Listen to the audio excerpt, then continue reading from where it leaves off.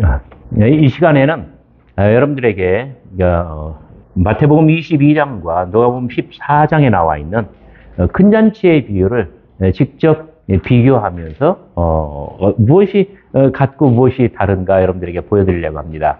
여러분들에게 나누어드린 이 대조표는 맨 왼편에 마태복음, 중간에 누가복음, 그리고 맨 오른편에 도마복음이 있습니다. 도마복음은 조금 이렇게 나중에 보시고, 마태복음과 누가복음에 겹쳐요.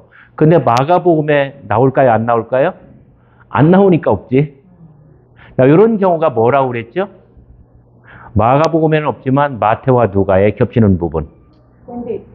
요게 바로 큐죠. 자, 큰잔치의 비유는 큐의 말씀입니다. 큐에 보존된 예수의 말씀입니다. 그런데 자, 마가는 이 비유를 몰랐거나 아니면 알았어도 채택하지 않은 거예요. 마가에는 없는데 마태는 마태대로, 누가는 누가대로 어떤 공통된 자료로부터 이 이야기를 가져와서 자기의 방식대로 마태는 마태복음서에 22장에 배치했거든요. 누가는 누가복음 14장에 배치했어요. 근데 자, 한번 봅시다. 누가복음, 함께 먹는 사람 중에 하나가 이 말을 듣고 무릇 하나님의 나라에서 떡을 먹는 자가 복되도다 하니 이르시되. 그러니까 어떤 사람이 뜬금없이 말을 해요. 진작 맥락 없이 이야기를 해요. 하나님의 나라에서 떡을 먹는 자는 복되도다. 물론 맥락이 있었겠죠. 뭔가 좋았기 때문에 이렇게 말을 했겠죠. 마치 예수님께서 갈릴리의 어떤 이름 없는 사람들과 함께 식탁 교제를 나누는데 그것이 하나님의 나라에서 빵을 먹는 것처럼, 하나님의 나라에서 식사하는 것처럼 천국의 잔치처럼 좋았다는 이야기예요. 그래서 천국의 잔치를 누리는 자들은 참으로 복되도다 했더니 예수님께서 그 말을 받아서 이렇게 말씀하셨대요. 어떤 사람이 큰 잔치를 배설하고 많은 사람을 청하였더니. 여러분, 큰 잔치를 배설하고, 잔치 자리에서는 절대로 배설하지 마시기 바랍니다.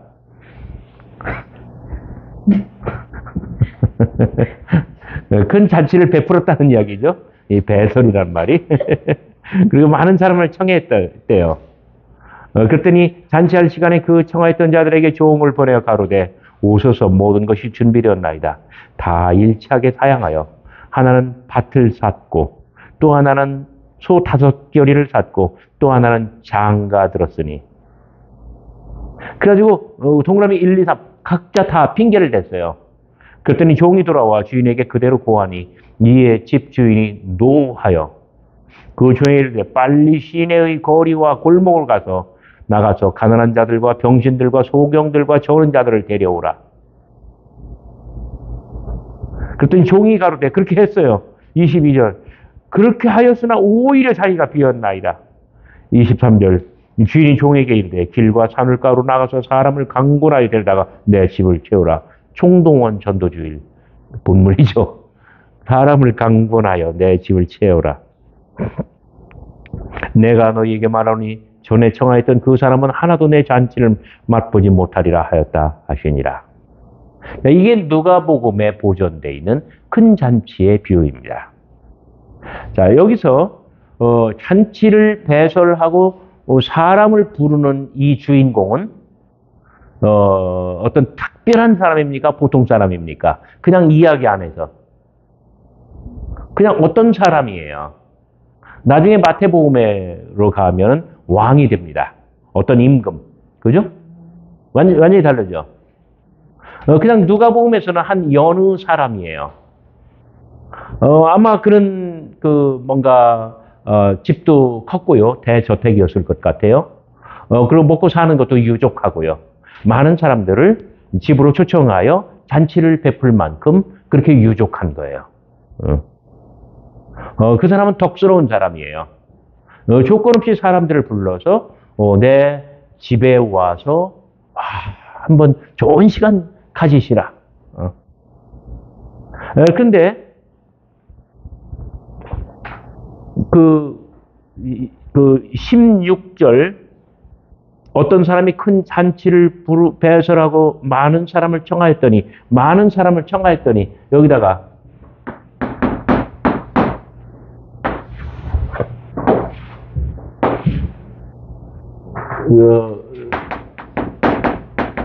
초청 1 많은 사람을 청하였어요.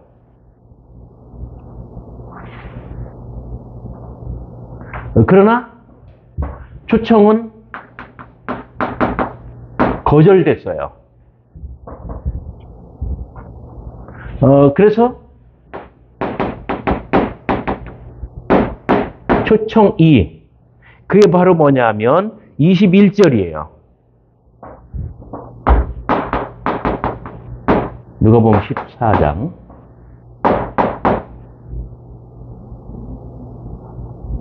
여기는 어디냐면 시내의 거리와 골목이에요. 그러니까 도시 안에 있는 거예요. 시내. 그런데 대상은 누구예요? 동그라미 1번 가난한 자들, 동그라미 2번 장애인, 장애우, 동그라미 3번 소경, 동그라미 4번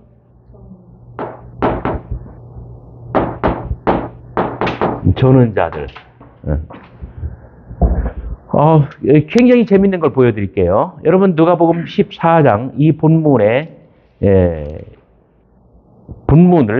이 비유의 본문을 직접 봅시다. 누가복음 14장 21절에서 두 번째 초청이 들어가고 시내의 거리와 골목으로 가서 자 한번 괄호를 묶어봐요. 가난한 자들, 그 다음에 몸 불편한 자들, 장애인들. 그러니까 제가 옛날 성경으로 얘기했네요. 그 병신이라고 보냐. 맹인들, 그 다음에 전원자들. 요 네 개의 종류가 어디에 있는지 그 앞에서 한번 찾아봐요. 13절. 잔치를 베풀거든. 차라리 가난한 자들, 그 다음에 몸 불편한 자들, 전원자들, 맹인들을 데려오라. 그죠? 그러니까 요것은 21절의 요것은 13절로부터 온 거예요. 13절. 그래서 자, 이 비유가 그 14장 16절부터 24절까지라고 한다면 13절 비유 앞에 있는 컨텍스트로부터 텍스트로 스며든 케이스예요. 무엇을 말하냐면 누가는 그러니까 비유 앞부분을 생각할 때나 이 비유를 소개할 때나 일관되게 이 네 종류의 사람들이 중요하다고 판단했던 거예요. 그러니까 가난한 자들, 몸 불편한 자들, 그다음에 맹인들, 그리고 다리 저는 사람들, 소아마비, 그렇죠. 그런데 이들은 가까이에 있는 사람들이에요. 시내. 그런데 두 번째 초청이 일종의 성공을 하긴 했지만 완전한 성공은 아니고 부분적인 성공이에요. 아직도 오히려 자리가 비었나이다. 그랬더니 그 다음에 세 번째 초청.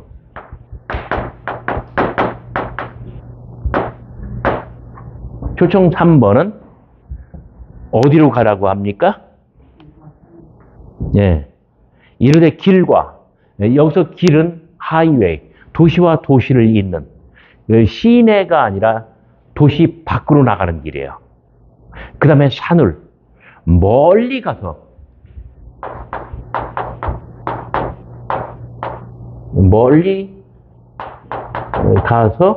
사람들을 데려오라. 그런데 마태복음의 본문을 보면은 아주 뭐랄까요? 좀 특별합니다. 마태복음 22장 1절.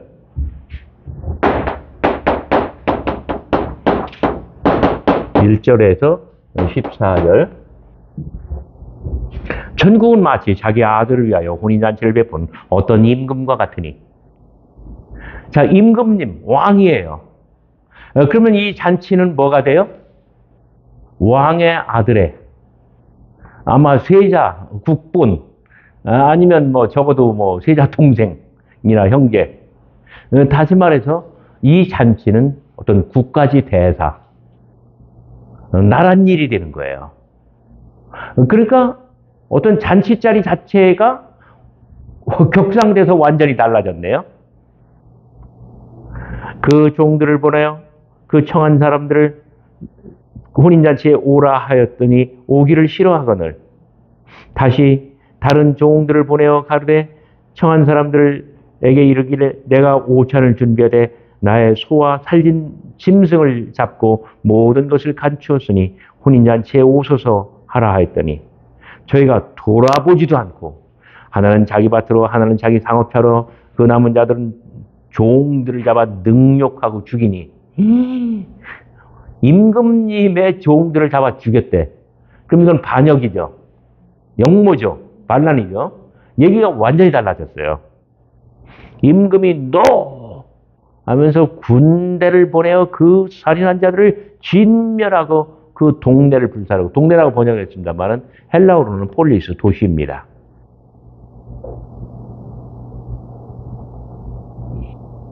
그러면서 마태복음에는 초청 2단계, 초청 2, 중간 초청이 없어졌어요.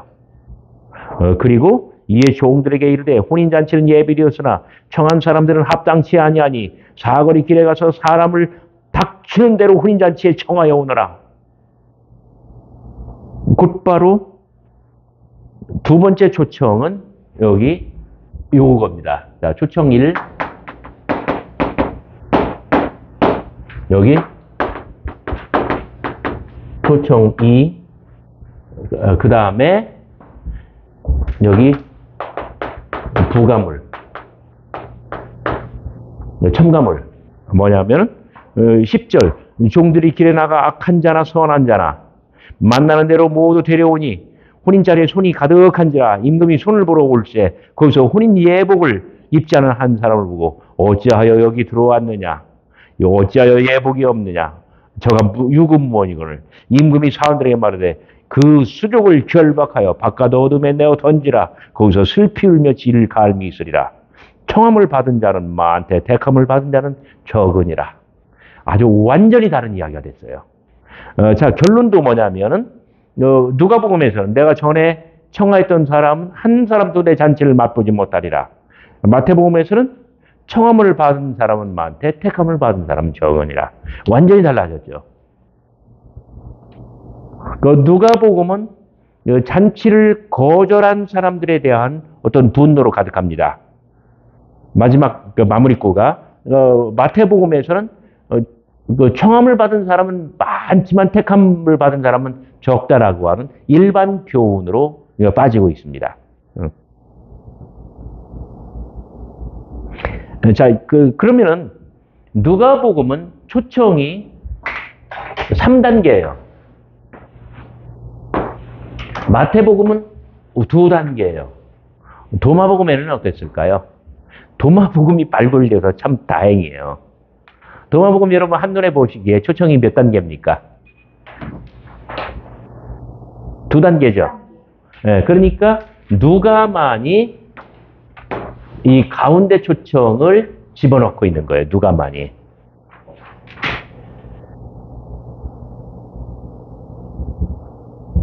마태나 도마는 잔치가 있었다. 초청장이 들어갔다. 초청을 이루어졌다. 그런데 사람들이 거부했다. 그래서 다시 초청했다. 그런데 그 도마복음은 어떻게 되나요?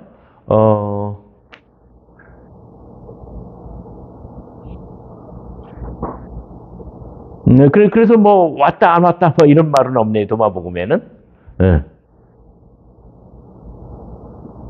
근데 자 마태복음을 한번 봐요. 3절 그 종들을 보내요. 한번 밑줄 그어봐요. 그가 그 종들을 보냈다. 아이고야 아이고야. 그가 그 종들을 보냈다. 그 다음에 두 번째로 종을 보내는 게 어디입니까? 4절, 그가 다시 다른 종들을 보냈다.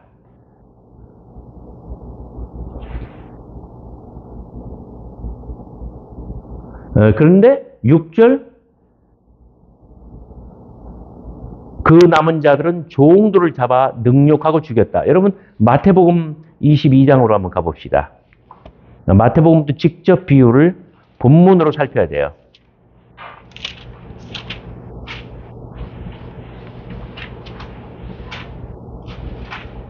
자, 22장 3절, 그가 그 종들을 보냈다. 4절, 그가 다시 다른 종들을 보냈다. 근데 6절, 그들이 종들을 잡아 모욕하고 죽였다. 자, 요 구절이 그 앞에 있는 21장 33절부터 악한 포도원 농부 비유를 한번 보시기 바랍니다.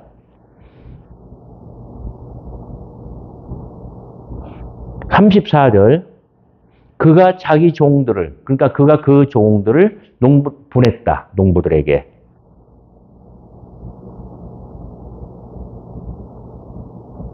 그 다음에 35절, 36절, 그가 다시 다른 종들을 보냈다.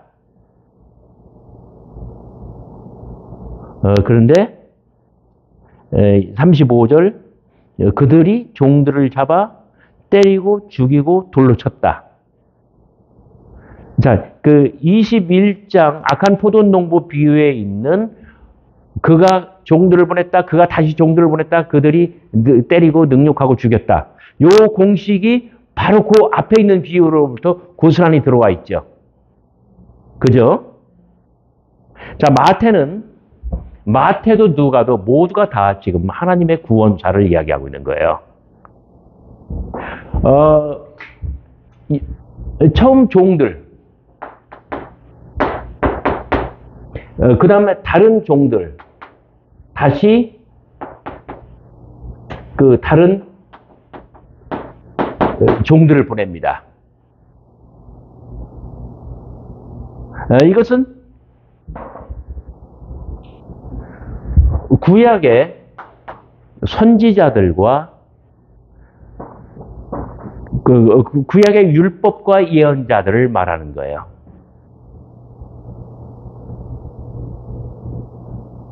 근데 그들은 거부했습니다. 아주 냉혹하게 거부했습니다.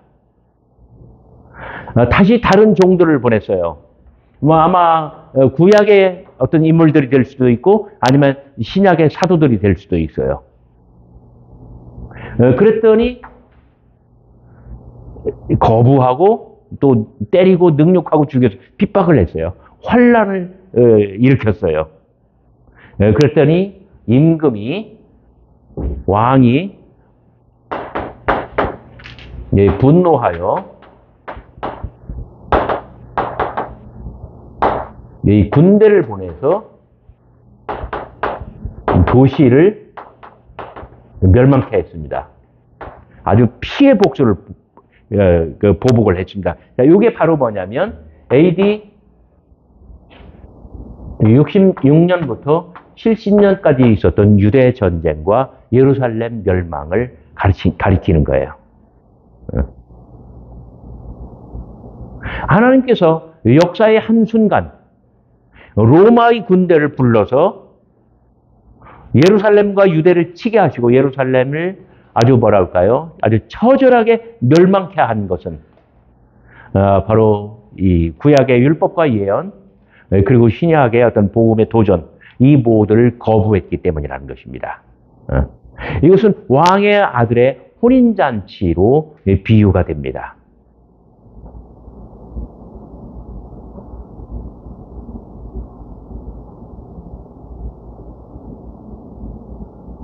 누가도 비슷한 어떤 구원사의 알레고리를 이 비유가 포함하고 있습니다. 그러니까 마태도 누가도 이 비유를 구원사의 알레고리. 구원사의 알레고리로 이해를 했던 것이에요. 누가는 왜 중간 초청을 집어넣어서 3단계로 만들었을까요? 누가에서도 유사하게, 자, 첫 번째 초청은 구약시대 율법과 예언자들, 선지자들을 통한 어떤 회개와 이 돌아오라고 하는 촉구, 율법을 지키라고 하는 이 권면을 끊임없이 보내주었습니다. 그러나 이스라엘은 거부했습니다. 이런 의미에서 신명기 신학, 신명기 역사의 관점이 깊숙이 들어가 있습니다. 신명기 역사가 뭐냐면 신명기 책에 있는 것처럼 끊임없이 도전했으나 그러나 받아들이지 않고 선지자들, 예언자들을 핍박했다는 거예요. 죽였다는 거예요. 두 번째 초청은 구원사의 정점인 예수 그리스도, 예수 그리스도를 통한 복음의 초청, 하나님 나라의 초청입니다.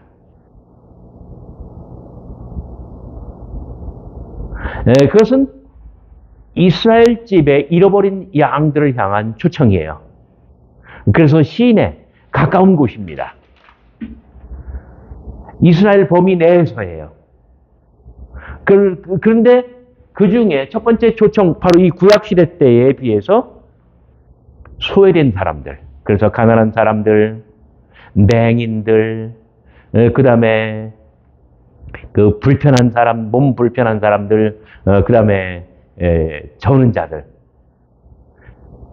다시 말해서 이스라엘 집에 잃어버린 사람들, 이스라엘 집에 소외된 사람들, 예수 그리스도를 통해서 하나님 나라의 복음은 그들에게로 전파되었습니다. 세 번째 초청은, 자, 여기 분명히 도시 밖으로 뻗어나가는 하이웨이, 그 다음에 멀리 산울가, 이것은 이방인들을 향한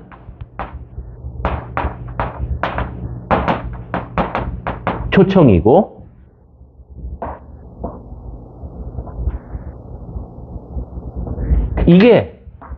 이게 구약 성서라고 한다면 이것은 누가복음이 그려내는 예수 그리스도의 사역이에요. 그러면 요거는 뭘까요? 예수님 돌아가신 이후에 사도행전입니다.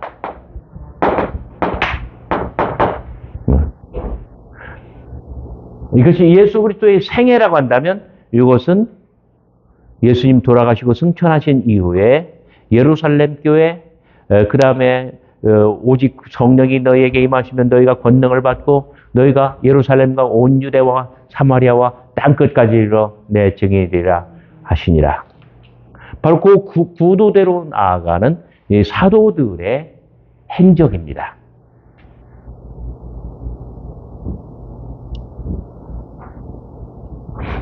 그 마태복음의 이 왕의 아들의 혼인잔치의 비유는 바로 앞에 있는 어떤 비유? 21장 마지막에 있는 악한, 네, 맞습니다. 포도원 농부들. 바로 앞에 있는 악한 포도원 농부들의 비유를 반복하는 뜻이에요. 포도원을 만들고, 그리고 소출을 받으러 종들을 보냈지만, 그러나 종들은, 그 소장농들은 이 종들에게 소장료를 바치지 아니하고 그들에게 거저 보냅니다. 다시 보냈습니다. 그랬더니 어떻게 해요? 막 때리고 능욕하고 수치를 안깁니다. 마지막으로 아들을 보냅니다. 그랬더니 이 아들을 죽이면 포도원은 우리의 차지가 될 것이다 하면서 아들을 죽입니다. 자, 요 이야기가 왕의 아들의 혼인잔치에 비유해서 다시 한번 복사하듯 반복되고 있습니다. 근데 누가복음은 이 비유, 큰 잔치의 비유를 14장에 배치했습니다. 14장은 전체적으로 테이블 펠로우십과 관련된 천국의 잔치와 관련된 그러한 장입니다.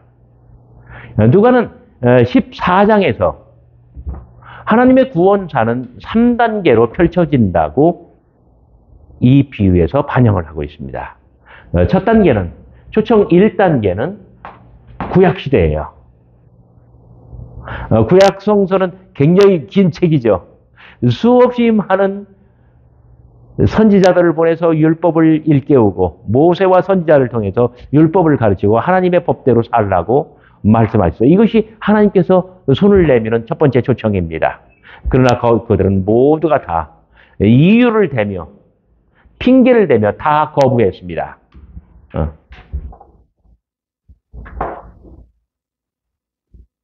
그 끝에 예수께서 세상에 오셔서